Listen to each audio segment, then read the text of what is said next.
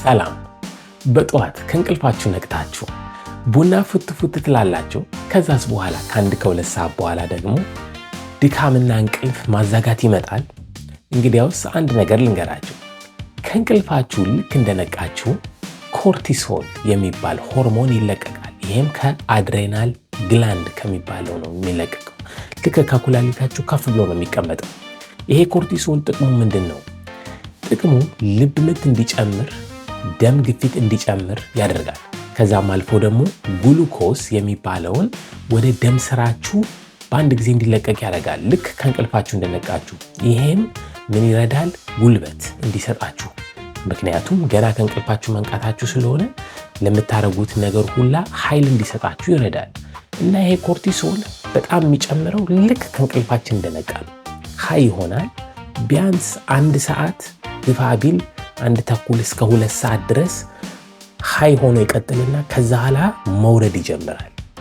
የመጨረሻ ቀኑን ሙሉ የወረደ ሄዶ የመጨረሻ በጣም ዝቅተኛ ቦታ የሚደርሰው መች ነው? ማታ ላይ ፀሐይ ልክ ስትገባ ማለት ነው። ይሄም ለምንድን ነው? ለእንቅልፍ እንድትዘጋጁ ያደርጋችኋል። አሁን ችግሩ ምንድን ነው?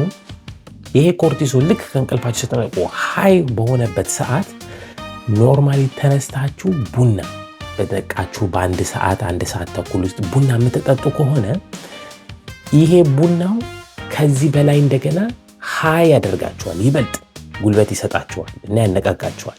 ከዛ በኋላ ኮርቲሶል የሚባለው ሲወርድ ቡናም ስራውን ሰርቶ አብሮ አንድ ላይ ሲወርዱ በአንድ ጊዜ ሰውነታችሁ ክራሽ ያደርጋል፣ ወይንም ውድቀት፣ የጉልበትና የኃይል ውድቀት ይፈጠራል ማለት ነው። ስለዚህ ይሄን ለመከላከል ምን ማድረግ ነው? ቀላል ነው። ቡና አቁሙ ማለት አይደለም፣ ግን ቡናውን መያዝ፣ ቢያንስ ለ2 ሰዓት አለመጠጣት። ከእንቅልፋችሁ ልክ እንደነቃችሁ የራሳችሁ ጉልበት ኮርቲሶል አለ፣ ሀይ ነው። ስለዚህ በዚህ ሰዓት ይሄን ውሃ መጠጣት፣ ወክ ማድረግ የምትችሉ ከሆነ ወክ ማድረግ፣ ኤክሰርሳይዝ ከቻላችሁ ኤክሰርሳይዝ ማድረግ፣ በጥሩ ሁኔታ መጠቀም ይሄን ኃይል ማለት ነው። ከዛ ኮርቲሶል ካነቃቃችሁ በኋላ ወደ ታች መውረድ ሲጀምር ግን ያም ከ1-2 ሰዓት በኋላ ያኔ ቡናውን መጠጣት ትችላላችሁ። ያኔ ቡና መጠጣት የራሱን ስራ ይሰራል ማለት ነው። እና ሁለቱም ተደራርበው ይሄን አንድ ጊዜ ውድቀት አይፈጠርም በዚች በ1-2 ሰዓት ውስጥ ማለት ነው እንደነቃችሁ። ስለዚህ ቡናውን ያዝ አድርጉት ለማለት ነው።